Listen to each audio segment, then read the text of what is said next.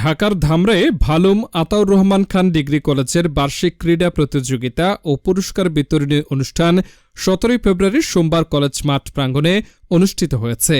ঢাকা জেলা যুবদলের সভাপতি ইয়াসিন ফেরদৌস মুরাদের সভাপতিত্বে অনুষ্ঠানে প্রধান অতিথি হিসেবে উপস্থিত ছিলেন ধামরাই উপজেলা নির্বাহী কর্মকর্তা মামনুন আহমেদ অনিক।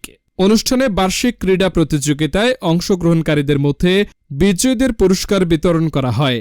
এছাড়াও অনুষ্ঠানে উপস্থিত ছিলেন ধামরাই উপজেলা বিএনপির সাবেক সাধারণ সম্পাদক এম.এ. জলিল, ঢাকা জেলা যুবদলের সহসভাপতি ইবাইদুল হক জাহিদ, ধামরাই উপজেলা ইটভাটা মালিক সমিতির আহ্বায়ক জালাল উদ্দিন সহ বিভিন্ন সংগঠনের নেতাকর্মী, শিক্ষক, শিক্ষার্থী ও অভিভাবকবৃন্দ। অবসর গ্রহণ করার পরেও যারা আজকে এই অনুষ্ঠানে এসে আমাদেরকে ধন্য করেছেন, আমি তার এখন কালের পরিক্রমায় সেই কলেজ এখন সব কলেজ চেয়ে বড় কলেজ, সবচেয়ে সুনামধন্য। জুলাই আগস্টের একটা ডিসপ্লে করেছেন, সত্যিকার অর্থেই বাংলাদেশের চিত্রটা